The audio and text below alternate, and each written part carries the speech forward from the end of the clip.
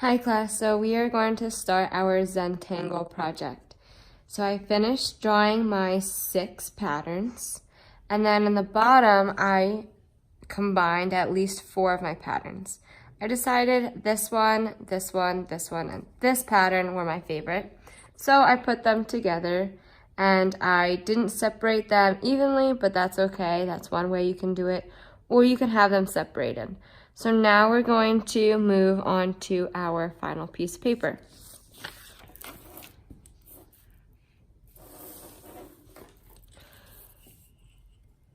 Now we are going to add a 1-inch border on all 4 sides, so that way we have a nice clean border around our artwork.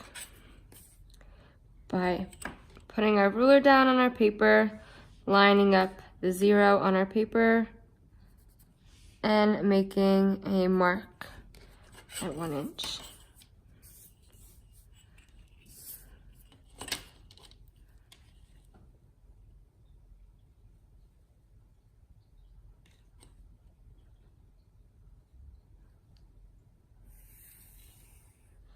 Again, drawing lightly like we've been practicing, and we've used our rulers a lot lately, so you guys should be pros at using your rulers.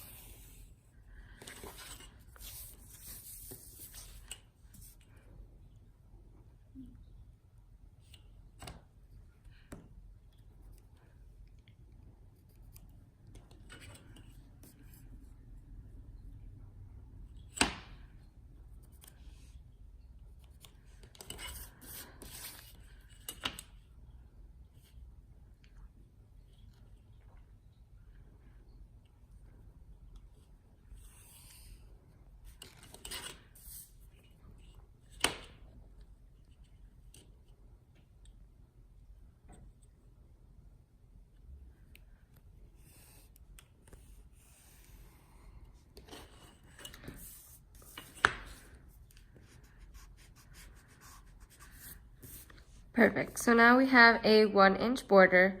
Now we have 7 inches to work with. So I'm going to draw all 4 of my patterns on this paper like I had it on my practice worksheet. Okay, so I finished drawing in my Zentangle that I practiced on here. I did change a few things here or there. I kind of flip-flopped it a little bit. That's okay, as long as you have some idea of what you are doing before you get onto the final, that's perfectly fine. So here you can see that I have 1, 2, 3, 4 of my patterns.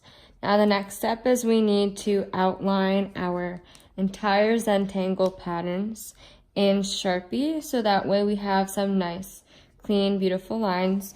We've done this a lot throughout the marking period. So I'm going to go in and outline all of my lines, my patterns, and also outline my border that I drew. Okay, so I finished using my Sharpie to outline all of my different patterns, go over the outline of the border, and I went in between each kind of space with my Sharpie, so that way it's nice and clean and I see all my lines nice. Now we are going to color our patterns using our monochromatic and our analogous colors. Now if you remember, monochromatic means using one color but many tints and shades of that color. So here you can see that I have different shades and different tints of blue, and here is my analogous colors because yellow, orange, and green are next to each other on the color wheel, and analogous means at least 3 colors that are next to each other on the color wheel. So I kind of just drew a little diagram of a color wheel here to show you. Yellow, green, blue, violet, red, orange. So I've already planned out that I want this design or pattern and this pattern here to be my monochromatic, and then this center pattern and these to be my analogous. So I'm going to use oil pastels, and we will use oil pastels as well, to color our patterns. and our Zentangles. So I'm going to start using my blue for my monochromatic. Oil pastels are a lot like crayons.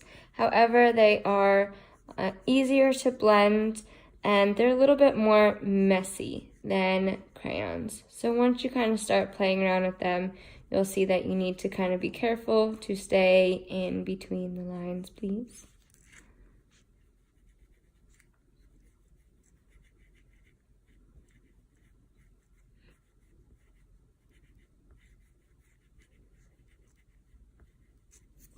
So we talked about how there's different tints and shades. We also can use oil pastels to add in white or black, and it'll make our monochromatic color darker or lighter.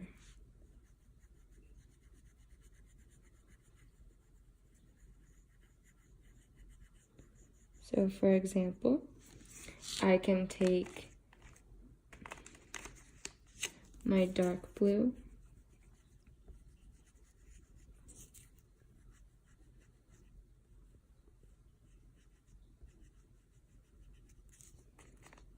and add some black, and it'll make it darker.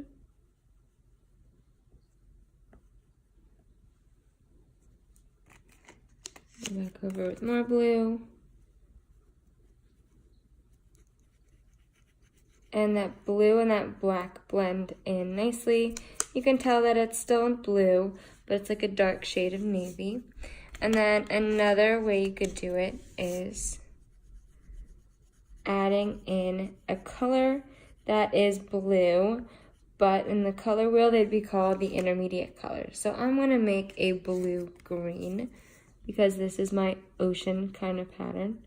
So if I blend the light blue and the light green, I still have a type of blue, but it's like a seafoam blue or a seafoam green.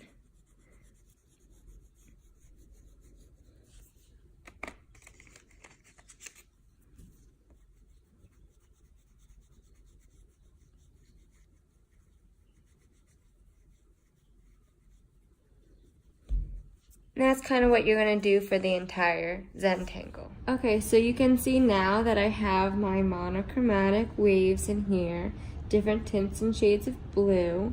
And then in the center here are my analogous colors, my yellow, my orange, and my green. And I put those colors on that pattern. And the last thing I'm going to do is I am going to color these two another analogous color, and then this pattern a monochromatic purple. So I'm going to do that, and you guys are going to get started on your Zentangles.